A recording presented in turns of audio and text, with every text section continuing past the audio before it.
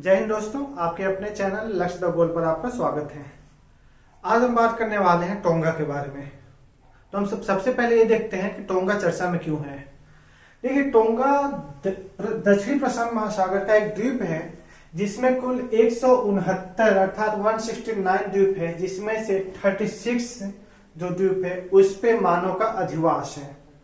तो चर्चा में यह इसलिए बना हुआ है क्योंकि टोंगा का ही एक द्वीप है जहां पे कि एक ज्वालामुखी विस्फोट हुआ है और उस विस्फोट की वजह से प्रशांत महासागर की लहरें काफी ऊंची उठ रही है और टोंगा द्वीप के आसपास के जो देश है वहां पे सुनामी भी देखी गई है। तो इसीलिए काफी चर्चा में बना हुआ है। तो आइए आज हम इसी बारे में बात करते हैं। तो टोंगा द्वीप के दक्षिण में एक द्वीप है जिसका नाम है हुंगा हपाई और हुंगा टोंगा।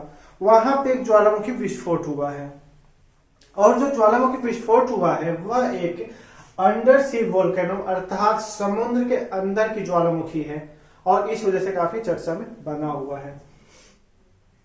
जो हुंगा हपाई और हुंगा टोंगा है वो रिंग ऑफ फायर का हिस्सा है, क्योंकि आपको पता होगा कि विश्व में जो भी ज्वालामुखी है उसमें से लगभग 90% ज्वालामुखी रिंग ऑफ फायर के ही हिस्से में है और सबसे ज्यादा ज्वालामुखी यहीं पे आता है।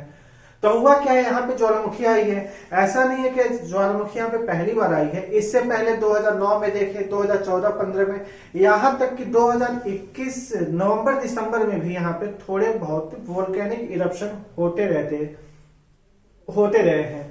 लेकिन इस बार क्या हुआ, इस बार विस्फोट थोड़ा सा ज्यादा हो गया है और विस्फोट जो हुआ ये माना जा रहा है पिछले 1000 वर्षों में सर्वाधिक तीव्र विस्फोट है ये। तो बात आती है कि अचानक से इतना तीव्र विस्फोट क्यों हुआ। तो इसका सबसे पहला कारण ये माना जा रहा है फ्यूल कूलेंट इंटरेक्शन।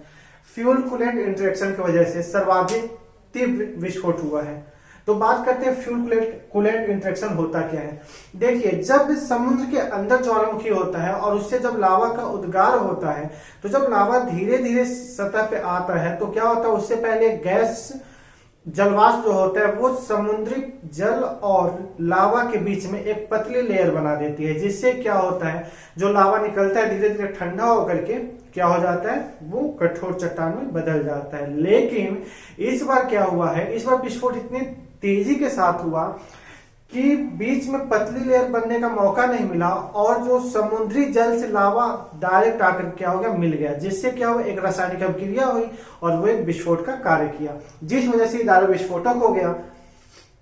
जिसका कि यूएससी जियोलॉजिकल सर्वे ने ये माना है कि इसकी जो तीव्रता थी 5.8 की तीव्रता थी, जिसकी वजह से क्या होगा, टोंगा के आसपास के जो द्वीप है वहां पे काफी भयंकर सुनामी आई, जिसकी वजह से आसपास के जो घर थे ये सब क्षतिग्रस्त हो गए और काफी लोगों की वहां पे मृत्यु भी सामने आ रही है।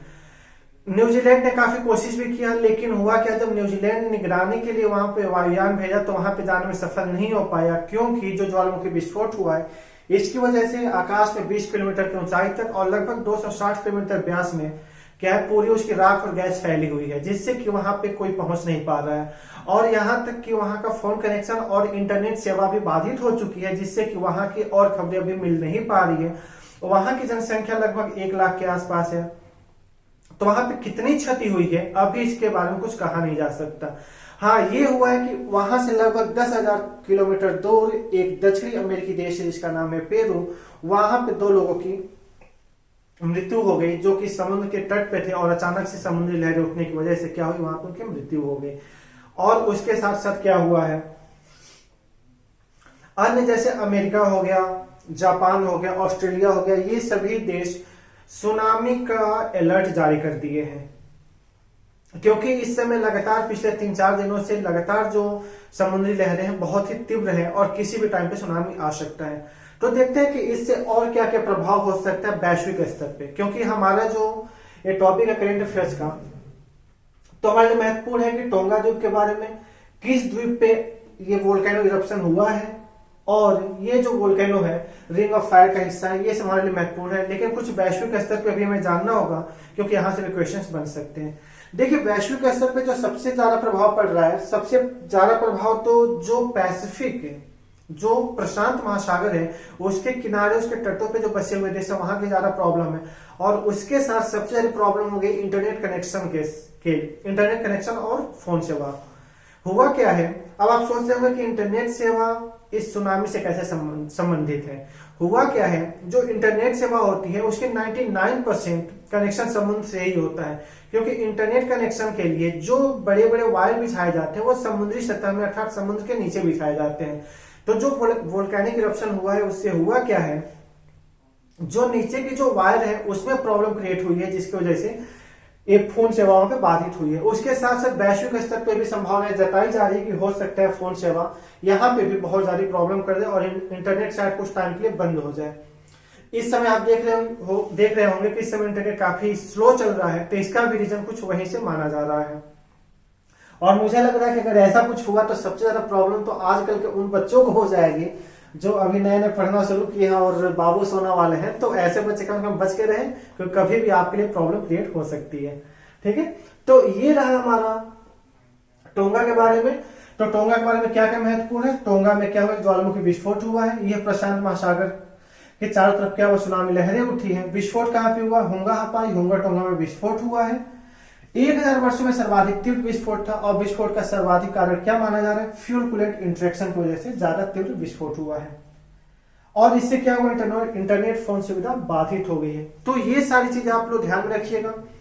बाकी इसके बाद बात करते हैं ज्वालामुखी क्या होती है। जो ज्वालामुखी होती है, ज्वालामुखी स्थल पे एक ऐसा छिद्र होता है जहां से पृथ्वी के अंदर से मैग्मा, छोटे छोटे पत्थर, गैस इत्यादि निकलते हैं, उनका उद्गार होता है। और समुद्री वो जो यहाँ पे था अंडर सी वोल्केनो, ये क्या होता है, ये होता है जब समुद्र के अंदर जो वोल्केनो होता है उसके लिए अंडर सी वोल्केनो का इस्तेमाल किया जाता है, इस सब का इस्तेमाल किया जाता है। ठीक है, तो ज्वालामुखी के बारे में हम और बेहतर जानेंगे कि ज्वालामुखी क्या होता है, ज्वालामुखी का निर्माण कैसे होता है, और सबसे ज्यादा ज्वालामुखी किस एरिया में पाए जाते हैं, और भारत में कोई ज्वालामुखी है कि नहीं है, इसके बारे में एक हम अलग से चैप्टर लाएंगे ज्वालामुखी, उसके बारे में हम बात करेंगे वहां पे जाकर के। मैं आशा करता हूं कि आज मैंने जो भी आपको बताया वो समझ में आया होगा। तब तक के लिए धन्यवाद।